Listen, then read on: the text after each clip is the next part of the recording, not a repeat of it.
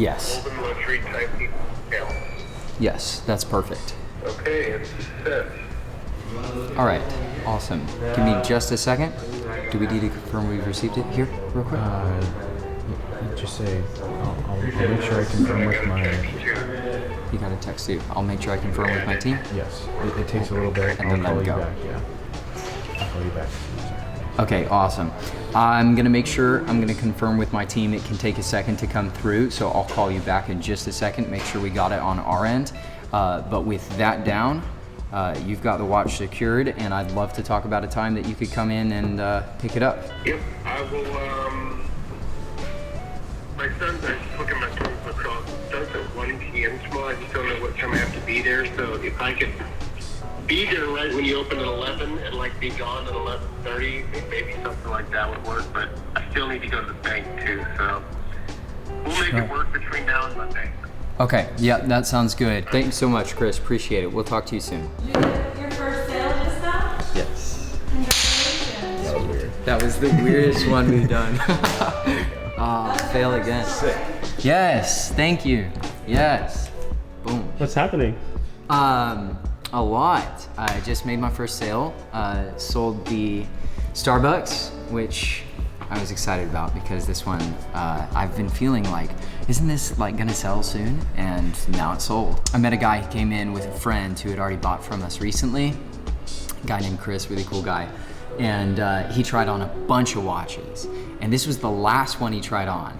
And I didn't think he was into it as much as like he loved the white day-date with the blue dial. So I was like, man, this is like, I feel like I can really pitch the day-date. And I was like, you keep coming back to this one. He's like, yeah, let me try on that Starbucks. He didn't even walk over to it. He's like, by the way, can I just real quick, just try that? And then at the end, he was like, cool. So would you take, and he just made an offer on the Starbucks right there. And I was like, shoot. So followed up with him, and there it is. That's crazy. We got it done. Very cool. Thank you for your help, bro. I was looking realistically like 16. Yeah, so I mean, that watch would sell retail for about $17,500. If you're wanting 16, I can get you that, but on consignment. Now, for me to buy it, the watch does go for less than 16 if I need to source it. So I would pay for, as a cash offer, I'd pay $14,500 for it. I don't like the consignment model based on like things that I've kind of seen recently, but Sure. yeah, I would have to think about that. Yeah, We can do that option. We can buy it from you, but yeah, you do make $1,500 more consigning it. But if you're just not comfortable with it, it is what it is, and I can just buy it. Your buy is 14 and a half, you said? Correct. Okay, yeah, that wouldn't take it, but yeah, I appreciate it, man. I'll think about it and I can get back to you guys. Is there a number we can meet at? That way I could just purchase it from you? I've been offered that twice, never sold it. Yeah, I mean, the 16,000, I can source the watch for cheaper. That's the problem. It doesn't make sense to pay more when I can buy it cheaper. I can source them for 15,000. I mean, I can come up a little bit to like 14,800, but at 14,800, I still have to pay the shipping label and everything. So I'm gonna be basically sourcing the watch more than I can find it for. 14,800 I can do if that works, but it doesn't make sense for me to pay more just because I can get it cheaper. Yeah, no, absolutely. But I think, yeah, we're going to pass on this one. But Okay. I'll just keep a lookout and see kind of where the market goes with that effect. If you change your mind and you want me to sell it for you, I can do that. You're more than welcome to look at our reviews and everything. And All right. Well, I appreciate it, brother. well, sounds good, Peter. Thank you for taking the call.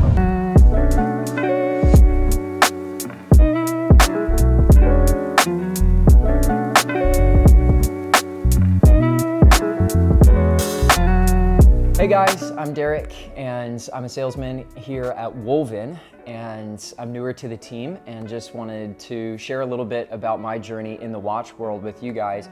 So I grew up around just a lot of like staple pieces. I was seeing a lot of Rolex, let's say GMT, Pepsis, Cokes, definitely the black subs, super classics, maybe some Yachtmaster 40s, things like that. But to me, at the time, it was all kind of in this vein of like the steel wrist. And to me, I had this predisposition when I was first kind of getting familiar with the watch world a little bit, that it was kind of cliche. That's the way it initially hit me. I think as I got a little bit older, I started looking into collections of people like John Mayer, Ed Sheeran. I'm a musician at heart, and I've always been a musician, and I loved that their collections were a little bit more unique. They had some edgier, artsier pieces. It wasn't just straight down the pipe, regular type collection in my mind. So that kind of opened up my idea towards an artistic collection, and they gained some of my respect as I was learning more and more about watches. Disclaimer, as I've been able now to dive into watches more than ever, I've actually found that a lot of these pieces have started growing on me that initially I would never have thought I would have liked. Like for example, the one that I'm wearing today, this is the Rolex Datejust two-tone rose gold fluted bezel, the Sundust dial, which is one of my favorites, and it's got that sunburst effect. It's absolutely beautiful, and I have fallen in love with this watch wearing it here in the store. And it surprised me. It was kind of like a surprise redemption for that steel watch or the precious metal look on my own wrist. And then there are a couple others now that are really starting to grow on me. The GMT Batgirl. I've been amazed at just the beauty of that piece, the way it's put together, and the Jubilee combined with the bezel look. It's beautiful. Yachtmaster 40 2023. I was just looking at this piece recently with the slate dial, and around the bezel, the platinum sandblasting, and then my favorite part is that icy blue seconds hand. Oh my gosh, beautiful. So there are pieces that are definitely growing on me. And even like AP, though I've never really liked APs in person as much, the Royal Oak is starting to really grow on me, specifically like all precious metal, ultra thin, integrated bracelet. Like some of those options are really growing on me. Offshore, not so much yet, but we'll see. You know, who knows?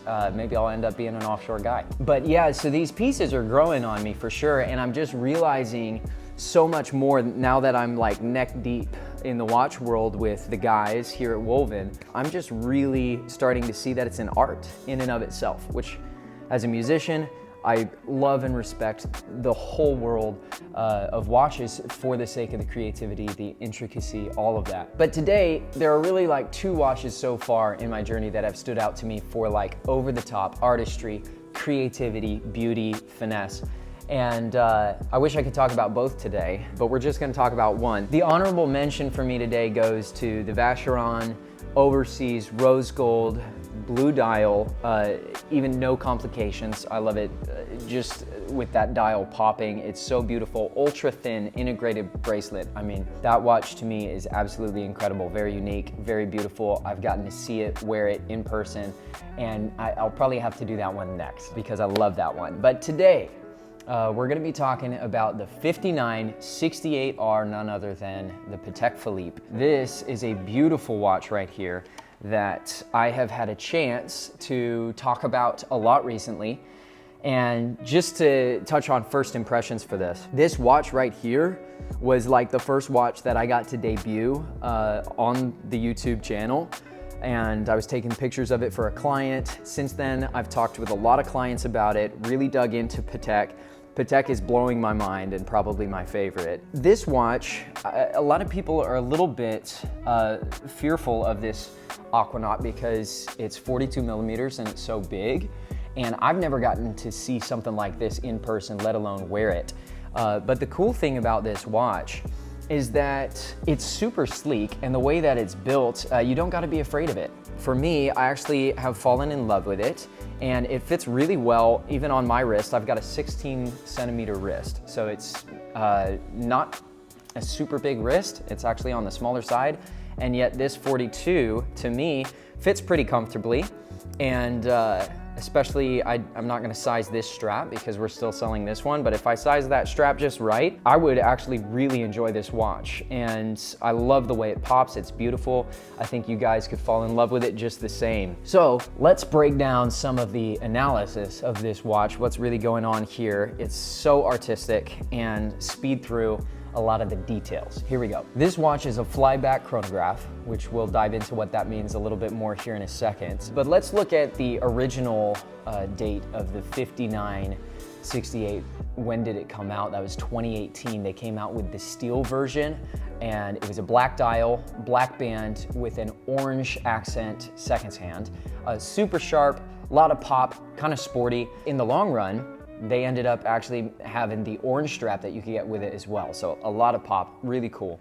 And then 2021, they came out with the white gold blue, so it's blue strap, blue dial. Then they came out in 2021 as well with the white gold green, so green dial, green strap. And those are both a lot of color, but very classy. And the second hands, no accent on those. So it's just all blue, all green with the white gold, very pretty. And now 2023, we're sitting here with my favorite, the 5968R. So rose gold, brown strap, and it's absolutely beautiful. This is the only Aquanaut that is 42 millimeters, which some people were hoping they would make one this big, and now they have. But the nice thing is, with this strap, it's got that geosphere pattern, and it's made of composite materials, basically reinforced rubber. It helps to lighten the watch because we're looking at solid rose gold here, so it's a lot heavier than steel. And making sure that it can still be a sporty watch, this rubber band here is really helpful, this rubber strap. And the strap flips over here to a clasp, one of my favorite clasps.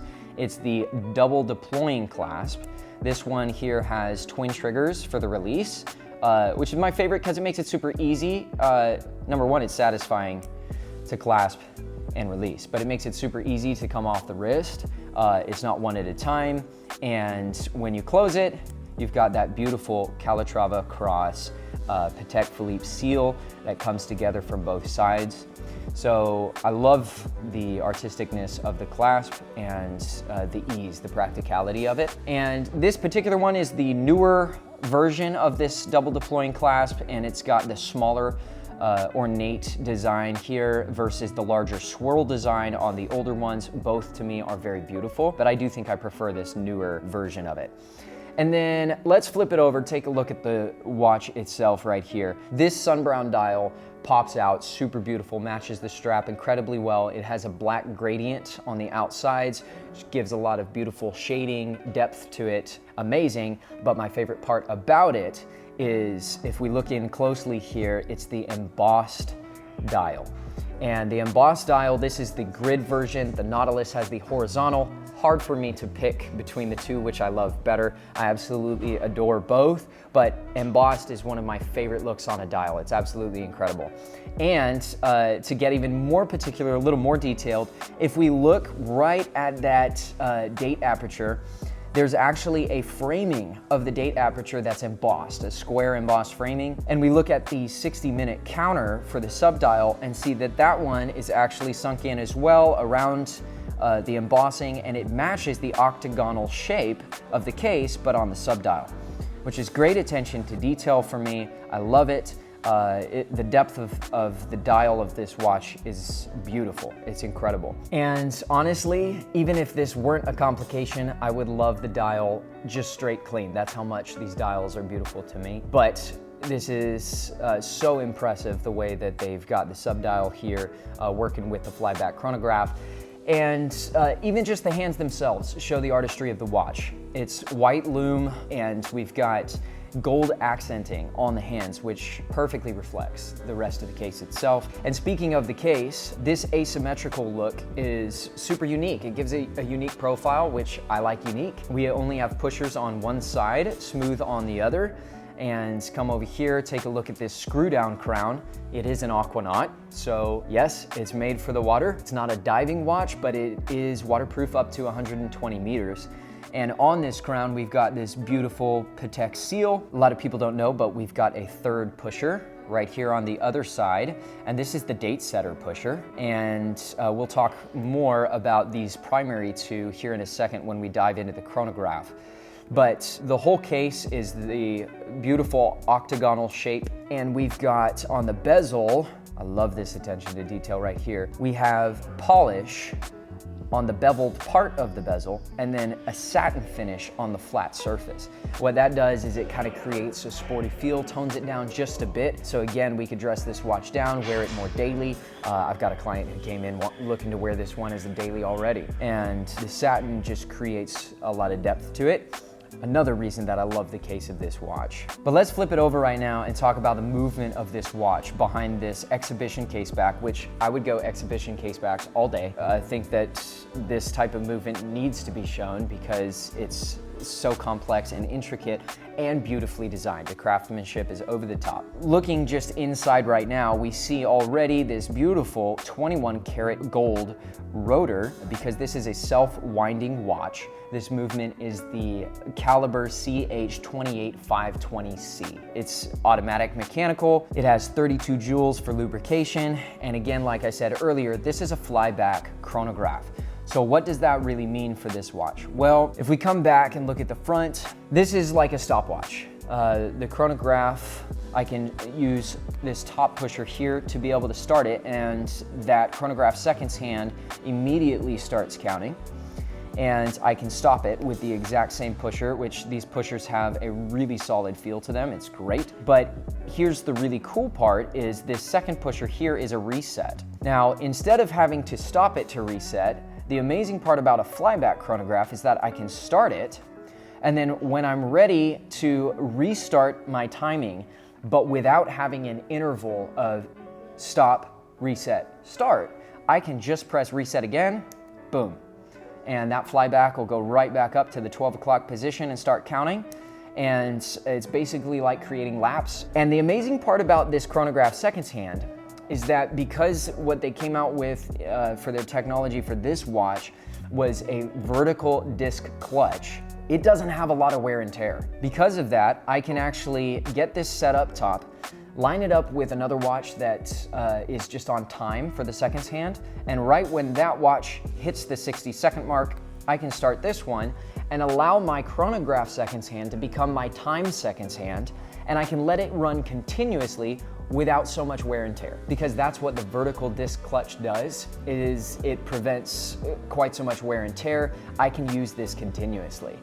Which is genius because that's what I would want to do. I would want to have a running seconds hand and then be able to, when I need to, stop it, reset it, and get ready to use it as my stopwatch whenever I need. So although there is no hacking in this particular watch, this is a genius way of being able to use it as a seconds hand and a chronograph at the same time. And the flyback is just easier than ever. Last thing that I think I would say about this watch is just another small but amazing example of the incredible attention to detail that Patek puts into their watches. Looking back here at the finishes and the textures on the movement, nothing is high polish except for the little locating pegs throughout the plates. And I think that just that contrast, that they were able to put that much attention to detail in, shows how masterful Patek Philippe is with their artistry and their watches.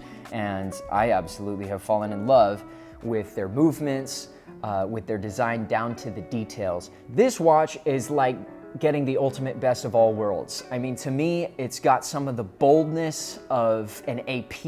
It's a heavy watch and it's a big, strong profile, but at the same time, it's sleek. It kind of captures some of the sportiness of a Rolex with this rubber band, some of the satin on top. I could wear this, turn it into a daily.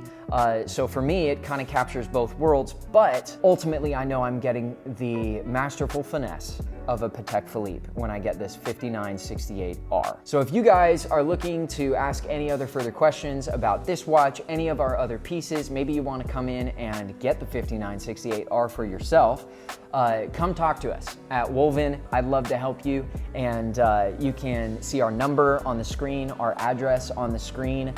Come hit us up. We'd love to help you out here at WOLVYN, and maybe the 5968R can be your next piece for your collection. I'm checking if it's available. Ask him though if he's open to the gold accented one or the gold numbers as well, because that's one I'm seeing more of. I asked him, The blue one is... what's the exact 1926 Tudor that you want? and that he sent that picture, but I will still So check with him. they're both close. The only difference is quite literally the numbers on it. Okay, I'm gonna give him a call because he wants to know the numbers on the Louis bag too. So I'll talk through numbers with him, see if we can get a deal on the bag, and then I'll ask him, are you open to the gold accent Tudor? I would do this first and then call him. No, because he's asked me about the bag. He said, Already? yeah, he said, what about the bag? Again. Call him. Yeah. Yeah, call him and then we'll figure it out.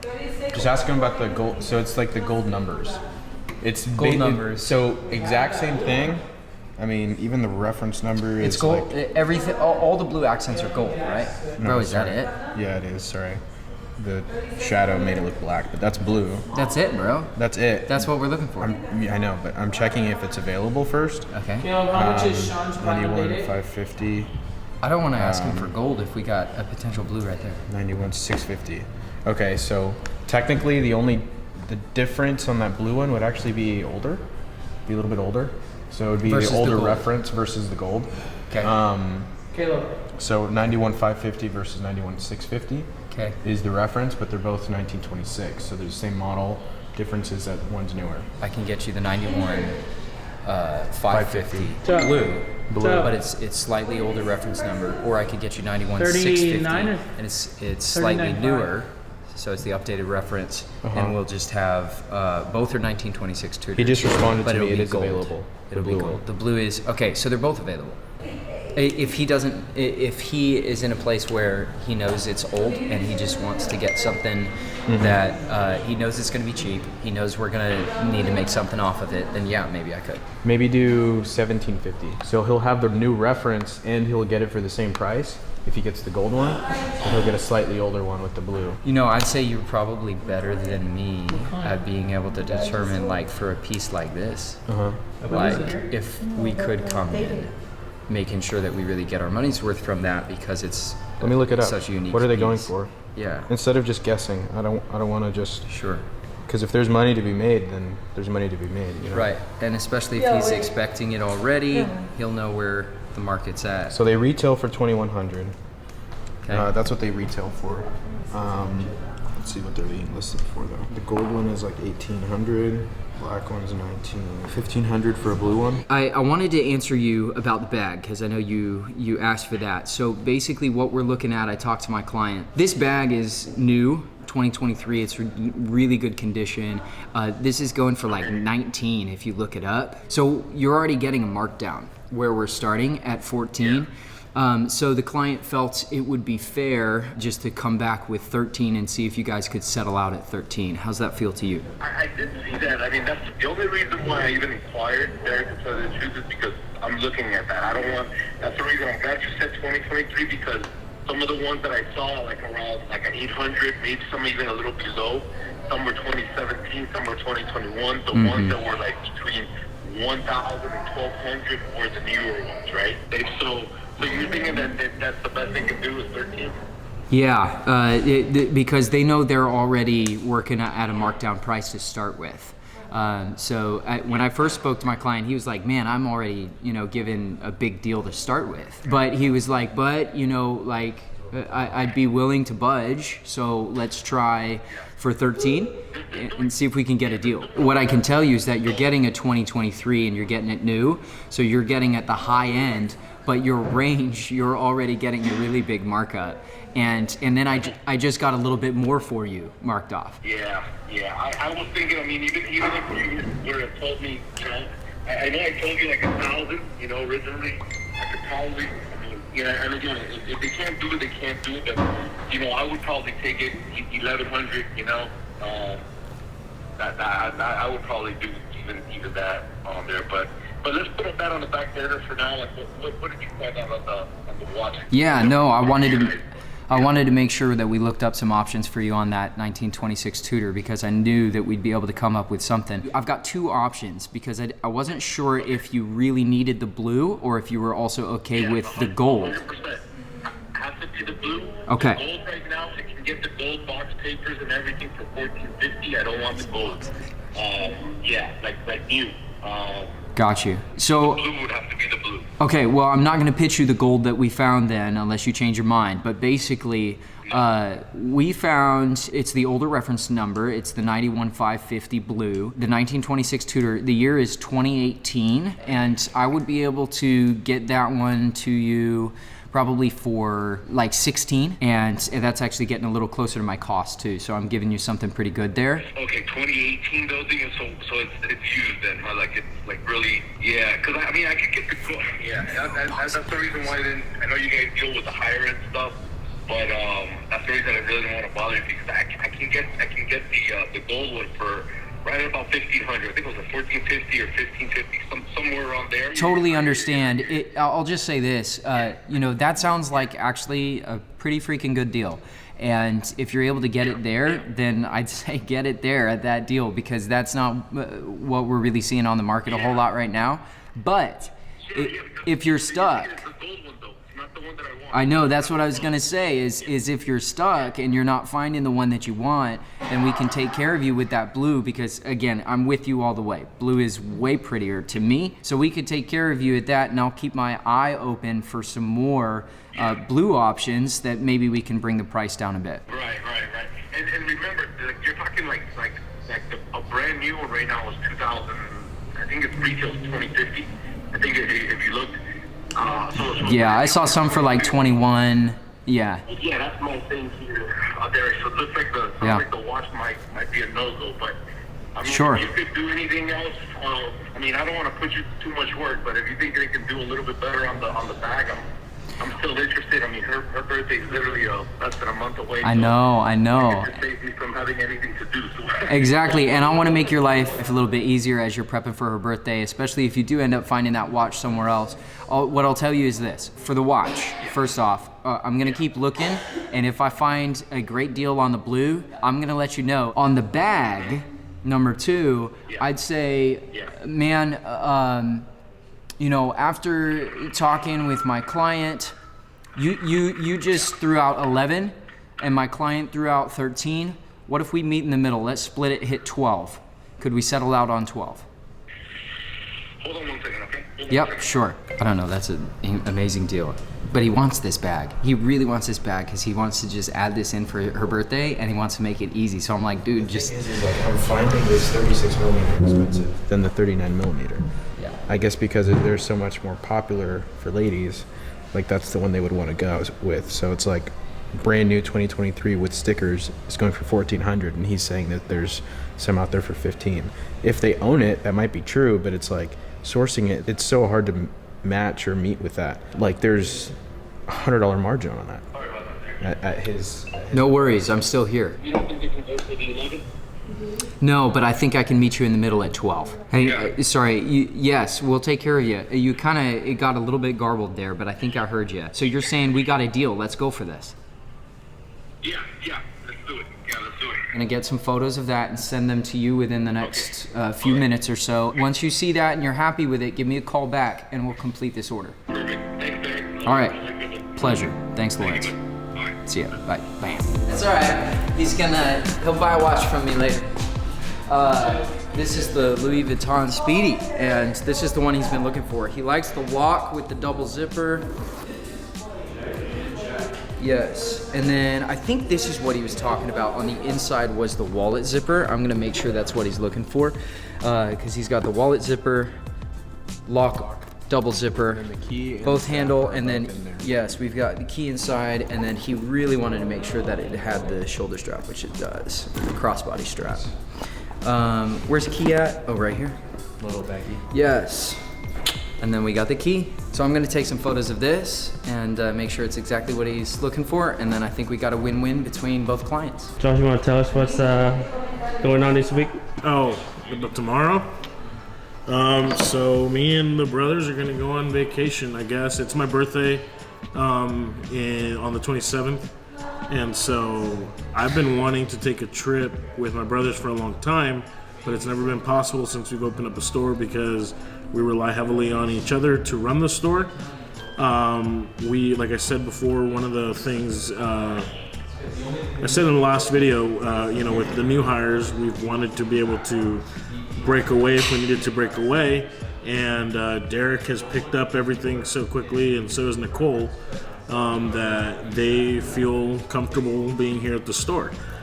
So we'll have them being around, and then we have some other back-end people that'll be around, and we have some people coming in who are past employees that we've asked to step in. It's kind of cool. We get to break away. We're going to go to Colorado, spend a couple days up in a cabin, hang out with the brothers. Just honestly, we just want to chill.